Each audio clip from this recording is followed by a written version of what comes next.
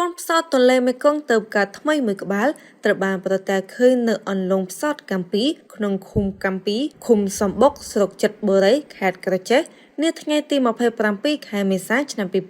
2026ដែលការប្រទះឃើញថ្មីនេះជាកូនផ្សោតទី6ហើយដែលត្រូវបានកត់ត្រានៅដើមឆ្នាំ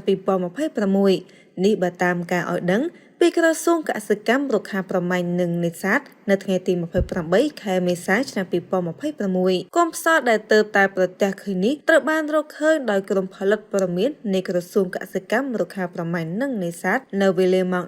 15:20 នាទីរសៀលហើយក៏ត្រូវបានចោះផ្ទៀងផ្ទាត់ដោយក្រុមការងារស្រាវជ្រាវនៃអគ្គនាយកដ្ឋានជលផលខណ្ឌរដ្ឋបាលជលផលក្រចេះនិងអង្គការ WWF ផងដែរកូនផ្សោតនេះមានអាយុប្រមាណ3ថ្ងៃមានសុខភាពល្អនិងកំពុងហាលែងជាមួយក្រុមសត្វផ្សោតពេញវ័យប្រមាណ6ក្បាលផ្សេងទៀតក្រសួងកសិកម្មរុក្ខាប្រមាញ់និងនេសាទបញ្ជាក់ថានេះគឺជាកូនផ្សោតទី6ហើយដែលត្រូវបានកត់ត្រានៅដើមឆ្នាំ2026តាមរយៈវត្តមានថ្មីនៃកូនផ្សោតនេះបានធ្វើឲ្យចំនួនសត្វផ្សោតទន្លេមេគង្គនៅកម្ពុជាកើនឡើងដល់ចំនួនសរុប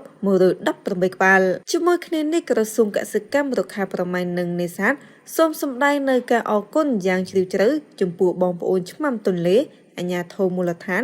និងប្រជាពលរដ្ឋទាំងអស់ដែលតែងតែចូលរួមសកម្មក្នុងការថែរក្សានិងការពារធនធានជលផលដ៏មានតម្លៃនេះកិច្ចខិតខំប្រឹងប្រែងរួមគ្នារួមស្ថាប័នរដ្ឋអង្គការដៃគូនិងសហគមន៍មូលដ្ឋានគឺជាគន្លឹះដ៏សំខាន់ក្នុងការថែរក្សានៅកំណើនសត្វផ្សោតជាបន្តបន្ទាប់ទន្ទឹមនឹងលទ្ធផលដ៏គួរប្រសើរនេះក៏សូមអំពាវនាវដល់បងប្អូនប្រជានេសាទនិងប្រជាពលរដ្ឋទាំងអស់សូមបន្តកិច្ចសហការនិងការចូលរួមការពារសត្វផ្សោតដែលជារតនសម្បត្តិជាតិមានជីវិតរបស់យើងតាមរយៈការចូលរួមថែរក្សាបរិស្ថានទន្លេនិងគោរពតាមការណែនាំរបស់ឆ្មាំទន្លេដើម្បីឲ្យកូនផ្សោតតូចៗទាំងនេះអាចធំធាត់ដោយសុវត្ថិភាពការចូលរួមរបស់បងប្អូនគឺជាដង្ហើមរបស់សត្វផ្សោតទន្លេមេគង្គ